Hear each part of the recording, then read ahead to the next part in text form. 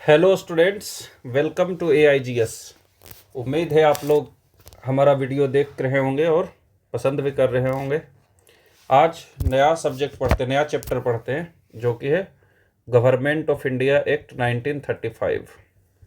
Government of India act 1935 तो हमने शुरू से पढ़ा है, रेगुलेटिंग एक्ट 1773 से पढ़ा है और आज हम लोग यहाँ तक पहुँच गए गवर्नमेंट ऑफ इंडिया एक्ट 1935 तक। और इसी तरह धीरे धीरे सारा पॉलिटी ख़त्म करेंगे और पॉलिटी के बाद बाकी सब सब्जेक्ट भी ख़त्म करेंगे। पर उसके लिए आपको ज़्यादा से ज़्यादा देखना पड़ेगा, शेयर करना पड़ेगा, लाइक करना पड़ेगा, कमेंट करना पड़ेगा, ताकि गुरुदक्षिणा हमको मिलते रहे। बिना गुरुदक्षिणा का कैसे पढ़ाई होगा, और वैसे पढ़ाने से भी क्या फ़ायदा, क्योंकि मेन टाइम पर बिना गुरुदक्षिणा वाला पढ़ाई क्या हो जाता है, अनसक्सेसफुल हो जाता है ना। तो इसलिए गुरुदक्षिणा मिलते रहना चाहिए। किस फॉर्म में? लाइक सब्सक्राइब में। पढ़ते गवर्नमेंट ऑफ इंडिया एक्ट 1935। इससे पहले कि इसका प्रोविज़न में आए, हमें इसका बैकग्राउंड देखना चाहिए कि कब आया, क्यों आया, यानी इससे रिलेटेड जो हिस्ट्री का कॉन्सेप्ट है वो देखना पड़ेगा, बैकग्राउंड देखना पड़ेगा। इसका हिस्ट्री से जो रिलेशन है उसको देखना पड़ेगा, ताकि ये समझने में भी आसानी होवे और इससे रिलेटेड अगर हिस्ट्री में भी कुछ क्वेश्चन आवे तो हम लोग इसको आसानी से सोल्व कर लें। हालांकि इसके बाद या कुछ समय में हिस्ट्री भी हम लोग पढ़ेंगे, मॉडर्न हिस्ट्री भी पढ़ेंगे, तब हम लोग देखेंगे कि इसको और अच्छे तरीके से लिंक कर पाएंगे कॉन्सेप्ट को इतिहास से। पर अभी तो फिलहाल इसका बैकग्राउंड देखते हैं। तो बैकग्राउंड में पहला चीज़ इससे रिलेटेड जो आता है वो आता है कि जो ब्रिटिश गवर्नमेंट या पार्लियामेंट बोले, इन्होंने एक कमीशन को बैठाया, कमीशन को सेटअप किया जिसका नाम था Indian statutory commission. Indian statutory commission, ये कमीशन का नाम है। कमीशन या कमेटी का सिंपल मतलब होता है कि उसमें कुछ लोग हैं जिनका एक कोई पर्टिकुलर फंक्शन है। For example, this statutory commission was established to review the government of India act 1919। To review government of India act 19। पहले ही हम लोग देख लिए कि गवर्नमेंट ऑफ इंडिया एक्ट 1919 में क्या सारे प्रोविजंस हैं, उसी को रिव्यू करने के लिए कि क्या गवर्नमेंट ऑफ इंडिया एक्ट 1919 सही डायरेक्शन में जा रहा है या इसमें कुछ परिवर्तन करने की ज़रूरत है, या भारत में क्या प्रोविजंस, क्या कॉन्स्टिट्यूशनल डेवलपमेंट और करना चाहिए। इसके लिए इंडियन स्टेट्यूटरी कमीशन को बैठाया पड़ा।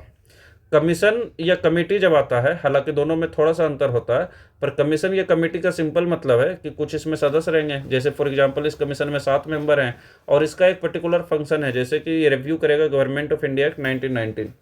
कमेटी में जो इसका चेयरमैन रहते हैं वो जुडिशियल पोजीशन पर नहीं रहते हैं, यानी जज से रिलेटेड नहीं रहते। वाइल जो कमीशन होता है, इसका जो चेयरमैन होते हैं वो जुडिशियरी से संबंधित रहते हैं, यानी हो सकता है कि कोई जज रहे। यही अंतर है, थोड़ा सा अंतर होता है।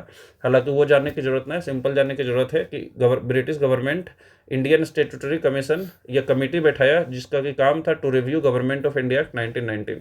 अब ये जो कमीशन था इंडियन स्टेट्यूटरी कमीशन, ये 7 मेंबर बॉडी था, यानी इसमें 7 सदस्य थे, तो ये 7 मेंबर बॉडी हो गया। ये 7 सदस्य ब्रिटिश थे यानी वाइट थे, 7 सदस्य ब्रिटिश थे यानी वाइट थे। और इसका जो चेयरमैन था उसका नाम था सर जॉन साइमन। ये जो इंडियन स्टेट्यूटरी कमीशन है, इसका जो चेयरमैन थे वो कौन थे? Sir John Simon. इसलिए ही, क्योंकि इसका चेयरमैन का नाम है सर जॉन साइमन, इसलिए इंडियन स्टेट्यूटरी कमीशन को साइमन कमीशन भी बोलते हैं। क्या बोलते हैं? साइमन कमीशन भी बोलते हैं, क्योंकि इसका चेयरमैन सर जॉन साइमन है। इसलिए इंडियन स्टेट्यूटरी कमीशन तो ऑफिशियल नेम हुआ, पर more popularly it is known as Simon commission. पहला बात तो ये हुआ। दूसरी बात है कि since it was all white, मतलब it was in white body, it was a white body, meaning that all the members were white, so the Indian National Congress and other parties refused it, other parties boycotted it। जब ये India में आते हैं, India में land करते हैं, मतलब ये 7 सदस्य जब जहाज पकड़कर इंडिया में आते हैं, बॉम्बे में आते हैं, तो INC इसको बाइकट करता है। और सिर्फ इंडियन नेशनल कांग्रेस नहीं बल्कि ऑल पार्टीज बाइकटेड इट, जितना भी पार्टी था इसका बाइकट करता है। उसी में जो साइमन गो बैक का नारा लगता है, लाला लाजपत राय इंजर्ड होते हैं, भगत सिंह उसको मारने जाते हैं, ये सब कहानी तो हिस्ट्री से जुटा हुआ है। But here we understood that Indian Statutory Commission, which is popularly known as Simon Commission, was a 7-member body and all the members were white, and since all the members were white, so Indian parties boycotted it। Now still हम लोग सिर्फ बाइकट ही कर सकते हैं, उससे ज़्यादा तो कुछ कर ही नहीं सकते हैं, तो बाइकट तो किए हम लोग। और ये जो इंडियन स्टेट्यूटरी कमीशन है ये 1927-28 में बना था। 27 में बना था, 28 में इंडिया आया था, तो ऐसा रखते हैं कि 28 में आया था इंडिया। तो हम लोग बाइकट तो कर दिए, पर फिर भी इन्होंने अपना सबमिट जो रिपोर्ट होता है, जो इंडियन स्टेट्यूटरी कमीशन है, साइमन कमीशन है, इट सबमिटेड इट्स रिपोर्ट। ये जो अपना रिपोर्ट होता है, क्योंकि ये बना है किस लिए, to review government of India act 1919, तो ये रिव्यू करके कुछ तो लिख के देगा गवर्नमेंट के पास। तो इन्होंने जो रिपोर्ट जारी किया, ये 1930 में रिपोर्ट जारी किया। और यही रिपोर्ट आने के बाद इस रिपोर्ट को डिस्कस करने के लिए ब्रिटिशर्स ने राउंड टेबल कॉन्फ्रेंसेस रखा। 3 राउंड टेबल कॉन्फ्रेंसेस होते हैं, हम लोग जानते हैं, इतिहास से लिंक है ये सब चीज़, कि जो साइमन कमीशन का रिपोर्ट आता है 1930 में, इसको डिस्कस करने के लिए एक राउंड टेबल कॉन्फ्रेंसेस रखा जाता है। राउंड टेबल कॉन्फ्रेंस होता है लंदन में, जिसमें दूसरा राउंड टेबल कॉन्फ्रेंस में गांधी जी भी जाते हैं। इस राउंड टेबल कॉन्फ्रेंस के बाद इससे एक वाइट पेपर प्रिपेयर किया जाता है। वाइट पेपर प्रिपेयर किया जाता है, जिसमें लिख दिया जाता है कि इस वाइट पेपर पर कि क्या कॉन्स्टिट्यूशन में क्या डेवलपमेंट होगा, उससे रिलेटेड एक वाइट पेपर प्रिपेयर किया जाता है। मतलब सिंपल है कि लिख दिया जाता है इस वाइट पेपर पर कि क्या कॉन्स्टिट्यूशनल डेवलपमेंट इंडिया में आएगा। इस वाइट पेपर को पुनः भेजा जाता है ज्वाइंट सेलेक्ट कमेटी में। इस वाइट पेपर को कहाँ भेजा जाता है? ज्वाइंट सेलेक्ट कमेटी में।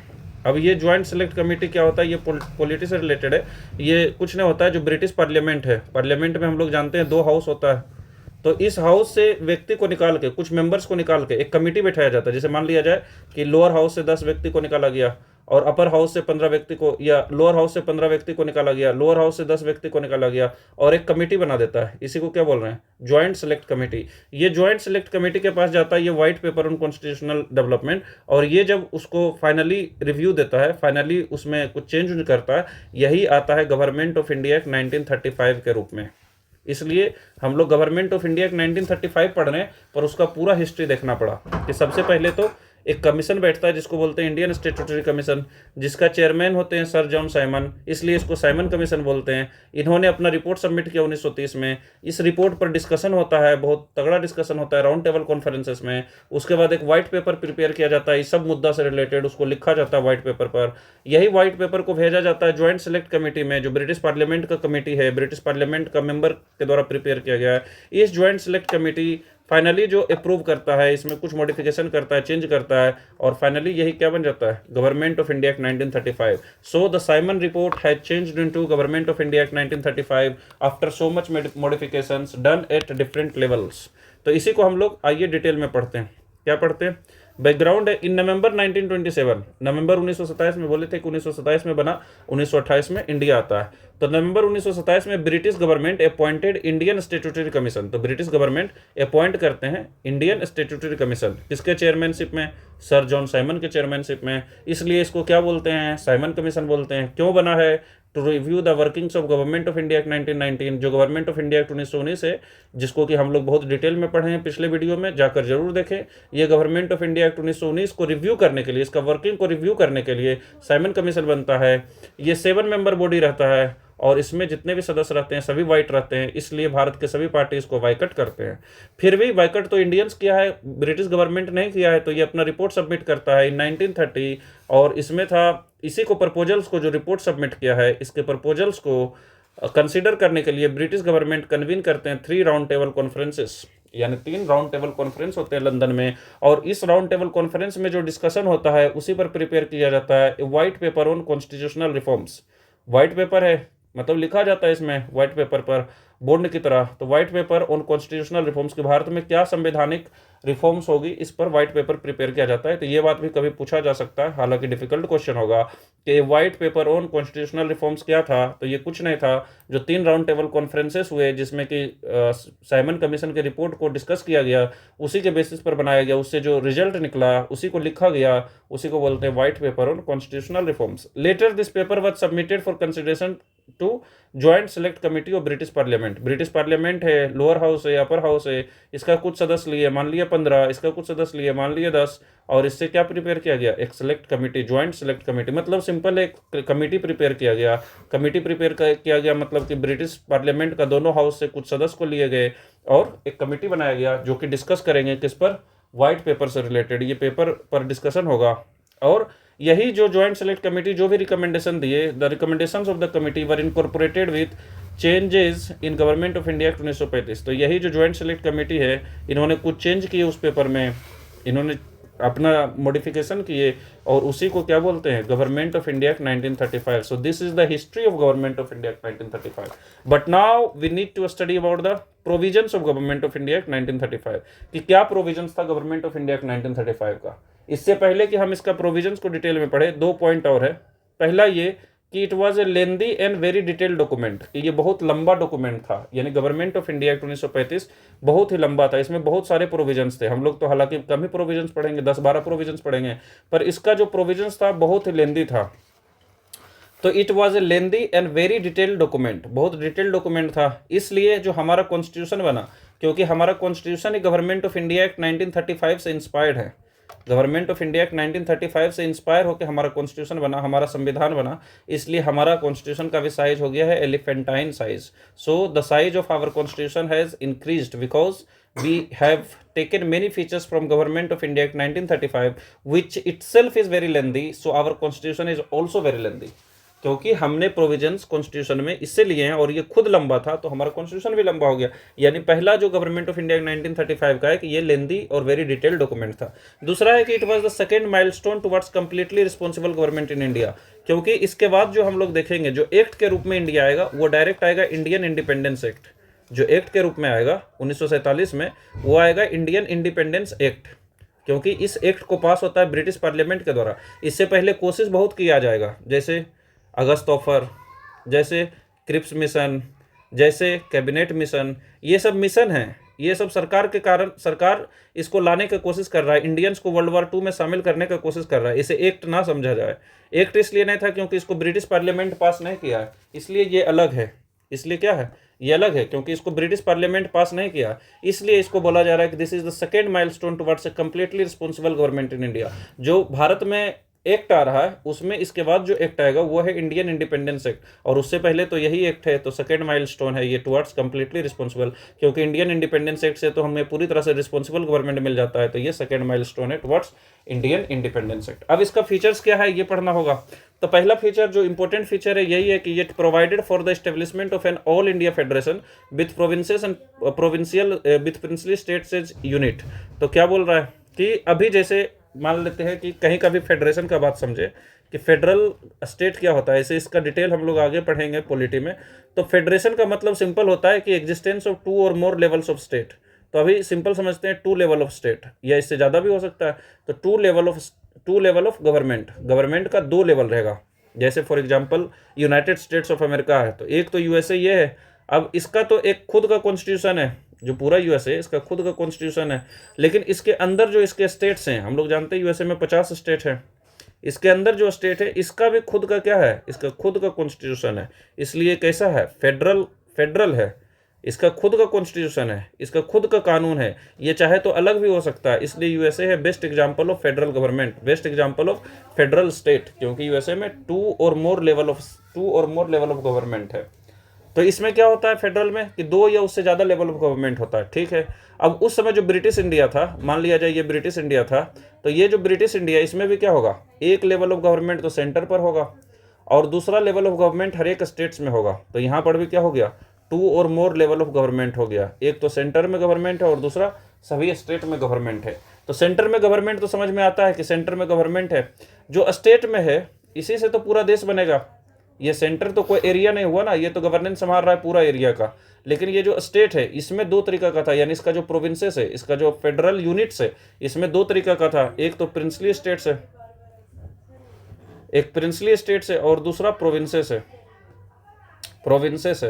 तो एक प्रिंसली स्टेट्स है, एक प्रोविंसेस है, जो कि जिससे मिलकर ये दोनों से मिलकर सेंटर बनेगा। जैसे फॉर एग्जांपल अभी इंडिया है, तो अभी इंडिया में भी क्या है, एक तरीका का फेडरेशन है, हालांकि यूनिटरी वाइज है पर फेडरल गवर्नमेंट है, फेडरल स्टेट है। कैसे, क्योंकि एक तो सेंट्रल गवर्नमेंट है जो मोदी जी के अंदर है, सेंट्रल गवर्नमेंट के अंदर है, तो एक तो सेंट्रल गवर्नमेंट है।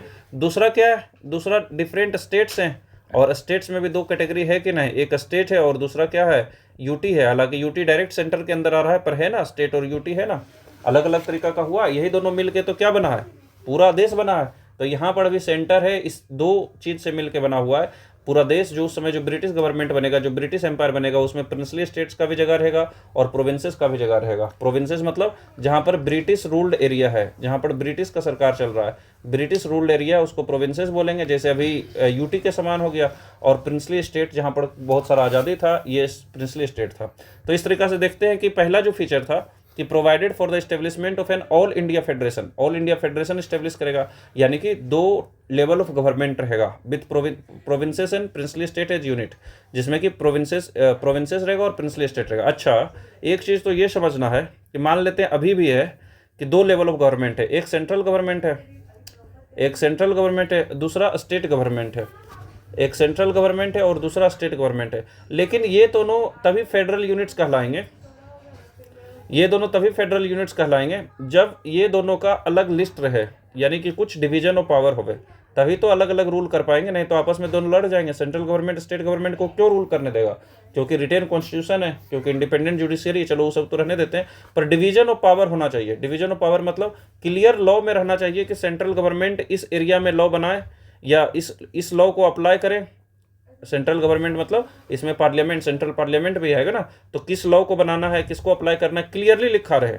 और स्टेट किस पे लॉ बनाएगा, क्लियरली लिखा रहे, तभी तो आपस में लड़ाई नहीं होगा, आपस में कुछ विवाद नहीं होगा। तो फेडरल होने का मतलब है कि डिवीजन ऑफ पावर भी होना उतना ही जरूरी है। तो पहला तो देखिए कि गवर्नमेंट ऑफ इंडिया एक्ट से ऑल इंडिया फेडरेशन का निर्माण होता है, और ये ऑल इंडिया फेडरेशन में 2 तरीके के लोग रहेंगे, मतलब 2 यूनिट्स रहेंगे, एक तो प्रोविंसेस रहेंगे जिसको ब्रिटिश प्रोविंसेस बोलते हैं, और दूसरा प्रिंसली स्टेट्स रहेंगे। लेकिन ये तभी रूल हो पाएगा क्योंकि एक सेंट्रल गवर्नमेंट है और स्टेट गवर्नमेंट है, जब क्लियरली डिवीजन ऑफ पावर हो। इसलिए यहाँ पर पहली बार क्या किया गया, डिवीजन ऑफ पावर किया गया। जैसे अभी हमारे कॉन्स्टिट्यूशन में, उसी तरह वहाँ पर भी क्या किया गया, डिवीजन ऑफ पावर किया गया। फेडरल लिस्ट बनाया गया, जैसे अभी सेंट्रल लिस्ट है हमारे पास, तो फेडरल लिस्ट बनाया गया सेंट्रल के लिए, यानी सेंट्रल गवर्नमेंट इस पे कानून बनाएंगे, इसको अप्लाई करेंगे, इसको लागू कराएंगे, सेंट्रल लिस्ट हो गया।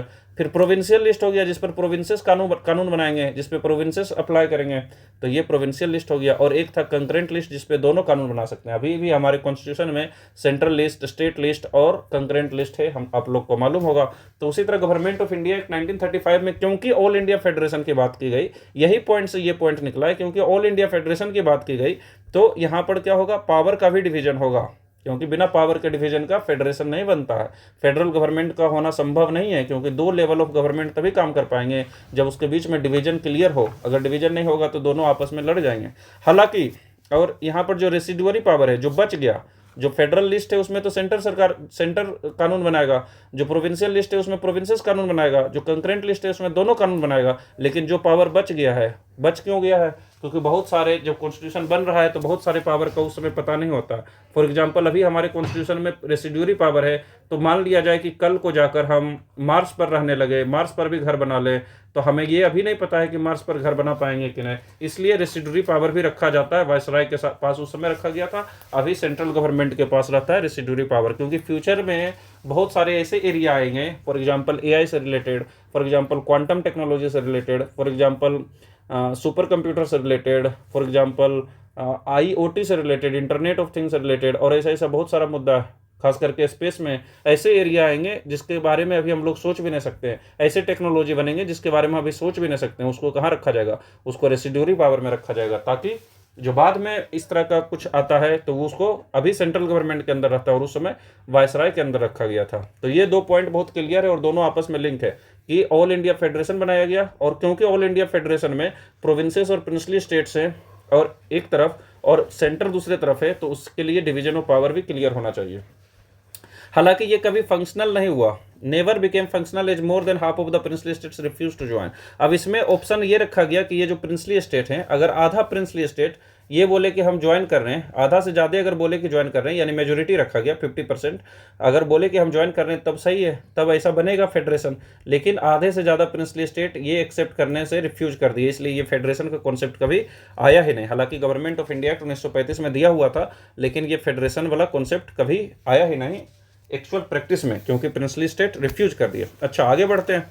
Provided for the dyarchy at the centre, जो गवर्नमेंट ऑफ इंडिया एक्ट 1919 अगर पढ़े होंगे, हमने पढ़ाया है गवर्नमेंट ऑफ इंडिया एक्ट 1919, तो उस समय पढ़े थे कि डायरकी लाया गया था प्रोविंशियल लेवल पर, डायरकी लाया गया था प्रोविंशियल लेवल पर। उसी समय हमने देखा था कि डायरकी मतलब होता है रूल ऑफ 2, यानी जिसमें कि 2 लोग रूल करें, दो लोग रूल करें। वहीं पर हमने पढ़ा था कि कुछ ट्रांसफर्ड लिस्ट था जो ट्रांसफर कर दिया गया, और कुछ रिजर्व लिस्ट था जो रिजर्व रखा गया था। किसके द्वारा? वायसराय के द्वारा। तो वायसराय ने इसको रिजर्व रखा इसलिए रिजर्व लिस्ट बोले, और ट्रांसफर कर दिया गया पॉपुलर मिनिस्टर के पास इसलिए इसको ट्रांसफर्ड लिस्ट। ये सब हम लोग गवर्नमेंट ऑफ इंडिया 1919 में पढ़े हैं, तो कृपया जाके ये जरूर देखें, तो ये और अच्छे से समझ में आएगा। तो जिस तरह से उस समय डायरकी था प्रोविंसेस में, अब प्रोविंसेस से तो डायरकी खत्म कर दिया, लेकिन सेंटर में ले आया। तो क्या है? Provided for the dyarchy at the centre, यानी सेंट्रल गवर्नमेंट में दो का रूल होगा। जो सेंट्रल गवर्नमेंट है, ये अगर सेंट्रल गवर्नमेंट है, मान लिया जाए मोदी सरकार का गवर्नमेंट है, तो ये सेंट्रल गवर्नमेंट को दो पावर में बांट जाएगा, क्योंकि अब डायरकी आ रहा है। डायरकी आ रहा है मतलब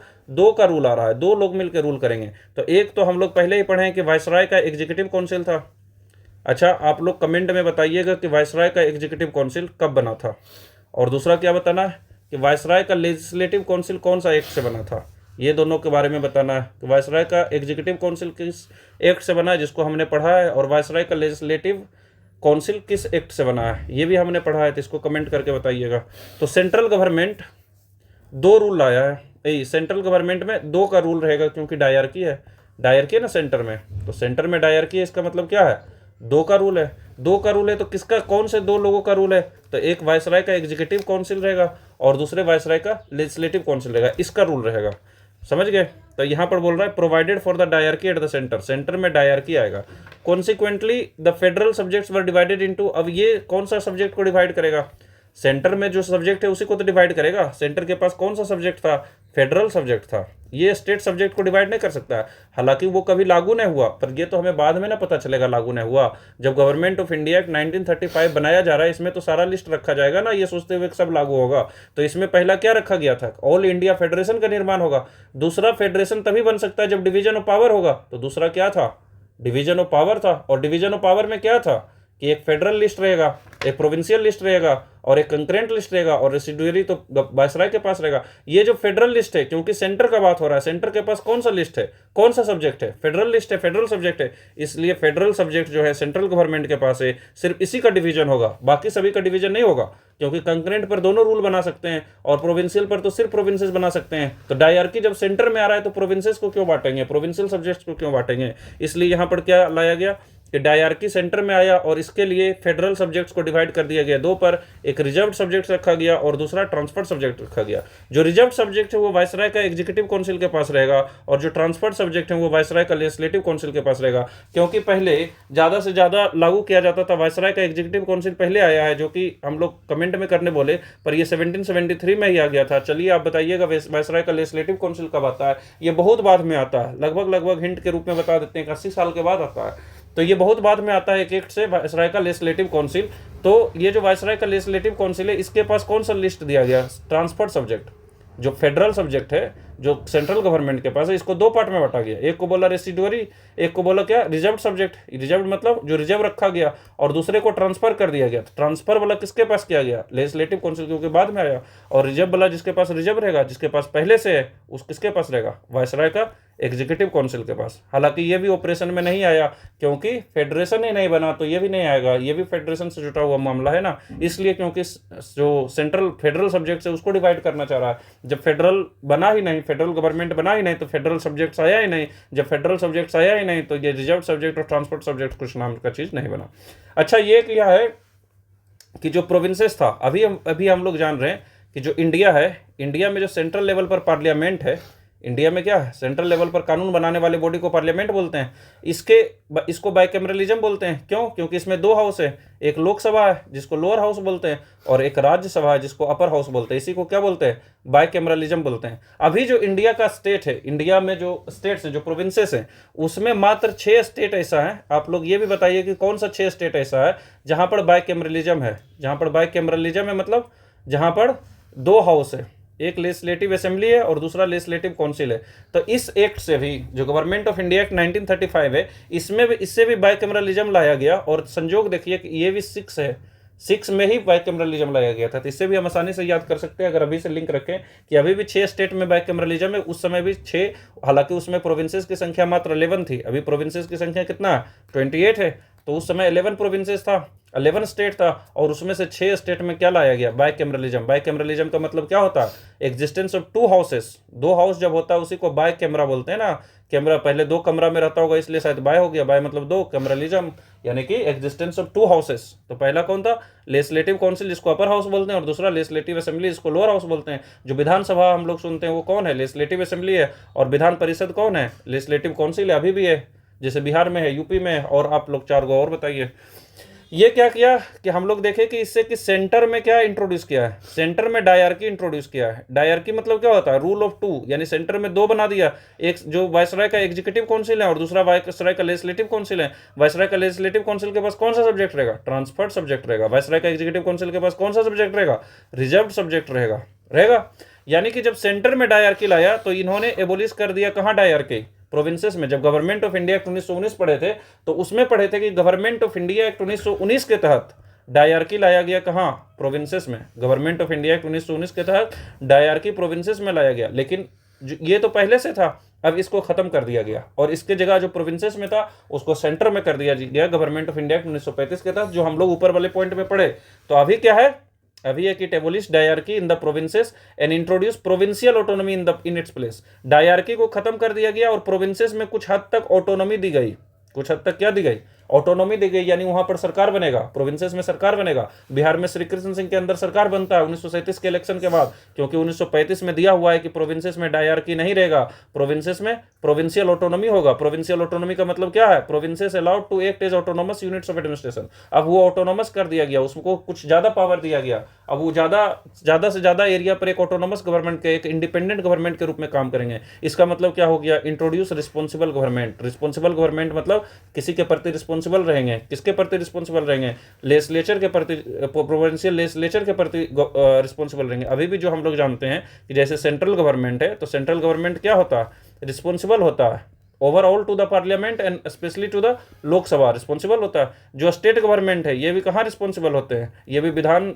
जो परिषद है, विधान सभा है यानी लेजिस्लेटिव असेंबली, इसमें रिस्पॉन्सिबल होते हैं। इसलिए रिस्पॉन्सिबल होते हैं कि जिस स्टेट गवर्नमेंट मेजोरिटी प्रूफ नहीं कर पाएगा लेजिस्लेटिव असेंबली में, उस स्टेट गवर्नमेंट को खत्म कर दिया जाएगा। इसी को बोलते हैं रिस्पॉन्सिबल गवर्नमेंट, क्योंकि ये रिस्पॉन्सिबल है। अगर अभी यूपी का गवर्नमेंट योगी आदित्यनाथ प्रूफ नहीं कर पाते हैं मेजोरिटी अपना लेजिस्लेटिव असेंबली में, तो उनको क्या, उसका सरकार गिर जाएगा। नीतीश कुमार अगर नहीं प्रूव कर पाते लेजिस्लेटिव असेंबली में, बिहार विधानसभा में, तो उसका मेजोरिटी क्या है, खत्म हो जाएगा। बीजेपी का सरकार अभी दिल्ली में बना है, अगर उसका मेजोरिटी नहीं रहता तो नहीं बनता सरकार। यानी कि लेजिस्लेटिव असेंबली के प्रति ये सरकार क्या होती है, रिस्पॉन्सिबल होती है। इसलिए यहां पर भी क्या इंट्रोड्यूस किया गया, रिस्पॉन्सिबल गवर्नमेंट। और ये रिस्पॉन्सिबल का मतलब क्या होता है कि these governments would be responsible to the provincial legislature.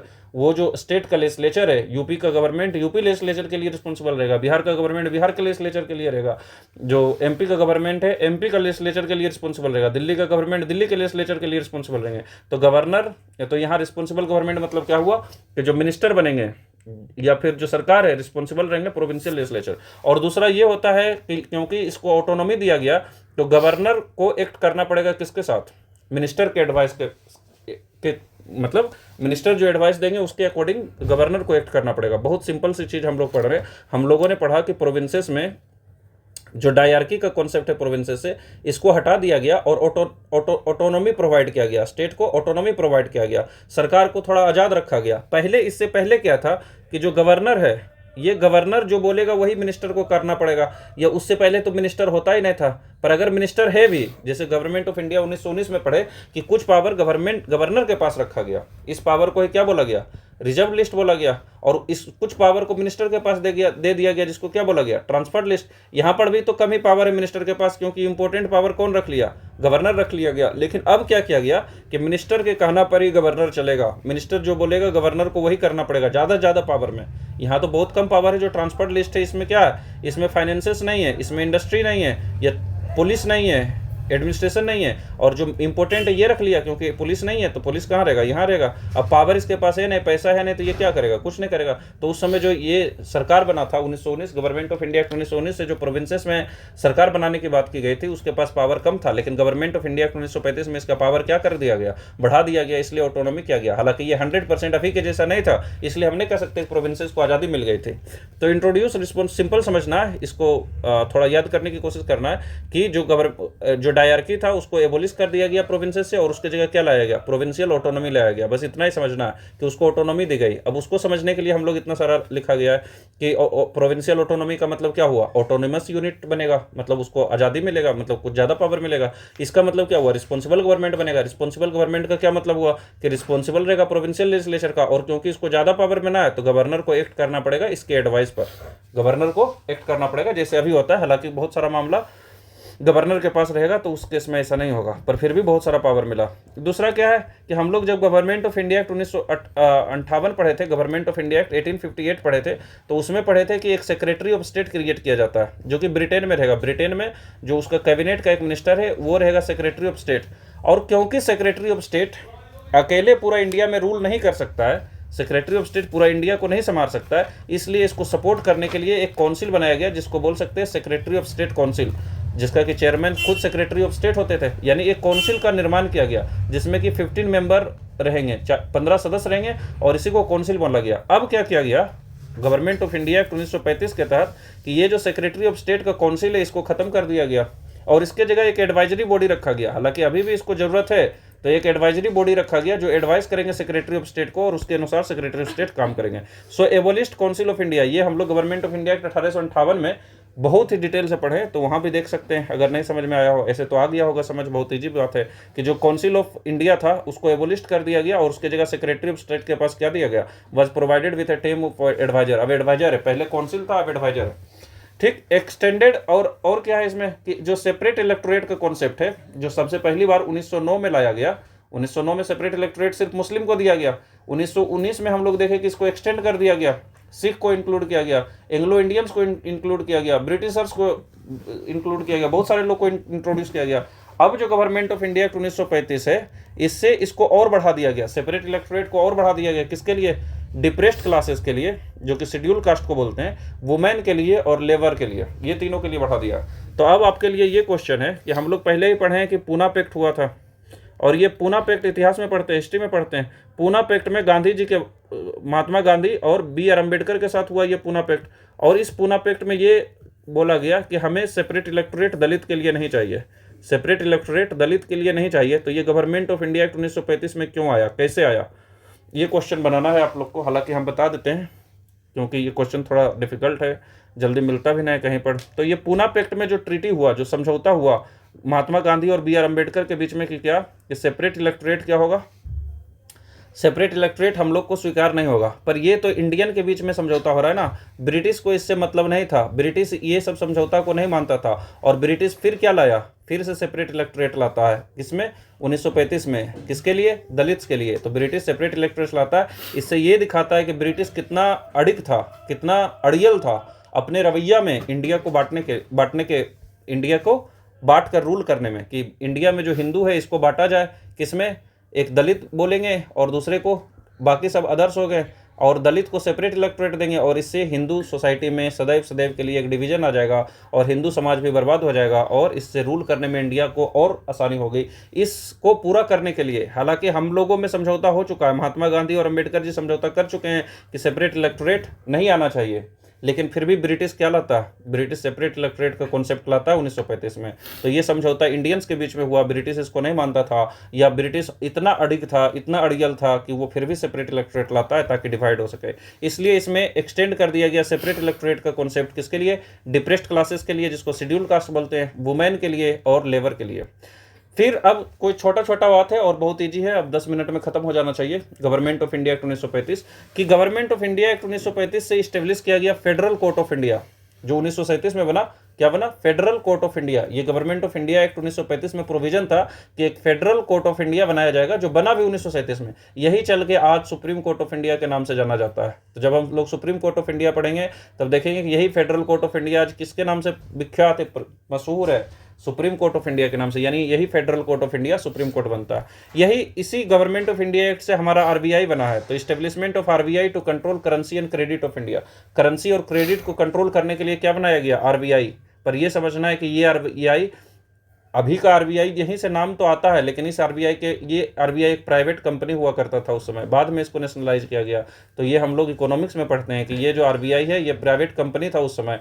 हालांकि उसका भी काम क्या था, करेंसी को कंट्रोल करना। ये सब के बारे में डिटेल में इकोनॉमिक्स में पढ़ते हैं, पर अभी सिंपल इतना समझना है कि गवर्नमेंट ऑफ इंडिया एक्ट 1935 में फेडरल कोर्ट ऑफ इंडिया को बनाने की प्रोविजन थी, जो बना भी 1937 में। इसी में आरबीआई को बनाने की बात की गई और इससे फ्रेंचाइज को बढ़ा दिया गया। फ्रेंचाइज मतलब जो वोट करने की, कौन लोग वोट दे सकते हैं उसी को क्या बोलते हैं, फ्रेंचाइज बोलते हैं। अभी ये यूनिवर्सल एडल्ट फ्रेंचाइज इंडिया में और अनेक डेमोक्रेसी के देशों में क्या है, यूनिवर्सल एडल्ट फ्रेंचाइज। यूनिवर्सल मतलब सभी लोग, कौन सभी लोग, जो एडल्ट हैं उसके पास फ्रेंचाइज का अधिकार है, उसको वोट देने का अधिकार है। So when all the adults of any country has the right to vote, that concept is known as universal adult franchise. Adult इसलिए क्योंकि सिर्फ 18 साल से ऊपर के लोग वोट दे सकते हैं। हालांकि पार्लियामेंट इसको चेंज कर सकता है, 1985 में बदला भी था, पहले 21 साल था, अब 18 साल हो गया। So all the adults have right to vote, so it is known as universal adult franchise. उस समय भी ये जो वोट देने के अधिकार है इसको बढ़ा दिया गया। और बढ़ा के कितना किया गया, 10% of total population goat the voting right. मात्र 10% लोगों को वोटिंग करने का अधिकार उस समय हुआ करता था, जो बहुत कम है। इससे दिखता है कि हालांकि यहाँ पर प्रोविंसेस में ऑटोनॉमी दिया गया, प्रोविंसेस में क्या दिया गया कि प्रोविंसेस में सरकार बन सकता है, और वो सरकार के जो गवर्नमेंट बनेगा इसी के एडवाइस पर कौन चलेगा, गवर्नर चलेगा। लेकिन ये सरकार को चुनने में मात्र 10% लोग ही शामिल होंगे, और वो 10% भी जमींदार रहेंगे, एजुकेटेड रहेंगे, एजुकेटेड नहीं बल्कि रिच रहेंगे, रिच ट्रेडर्स रहेंगे, ये सब रहेंगे। और उसमें कई लोग ब्रिटिश के चमचा भी हुआ करते थे। तो इस बात को भी ध्यान रखना है कि उस समय जो फ्रेंचाइज था, क्या था, फ्रेंचाइज था तो उस समय जो फ्रेंचाइज था उसमें मात्र 10% पॉपुलेशन को वोटिंग राइट था।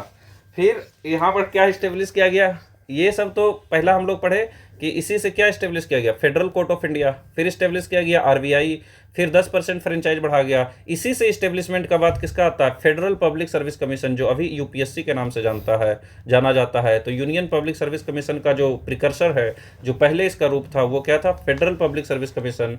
फिर प्रोविंशियल पब्लिक सर्विस कमीशन इसी से बनता है, जिसको अभी क्या जानते हैं, स्टेट पब्लिक सर्विस कमीशन। जैसे यूपी पीसीएस इसी को बोलते हैं, जैसे बीपीएससी इसी को बोलते हैं, जैसे आरएएस का एग्जाम जो होता है इसी से होता है, जैसे यूके पीसीएस इसी से आया है। ये सब कहाँ क्या कहलाता है, प्रोविंशियल पब्लिक सर्विस कमीशन, जो प्रोविंसेस में, जो स्टेट में एग्जाम कंडक्ट कराता है और जो सेंट्रल लेवल पर कराता है उसको क्या बोलते हैं, फेडरल पब्लिक सर्विस कमीशन। और ज्वाइंट पब्लिक सर्विस कमीशन होता है जब 2 या उससे ज़्यादा प्रोविंसेस बोले कि हमें एक साथ एग्जाम कंडक्ट कराना है, तो उसके लिए कॉन्सेप्ट है ज्वाइंट पब्लिक सर्विस कमीशन, जो अभी के कॉन्स्टिट्यूशन में भी है।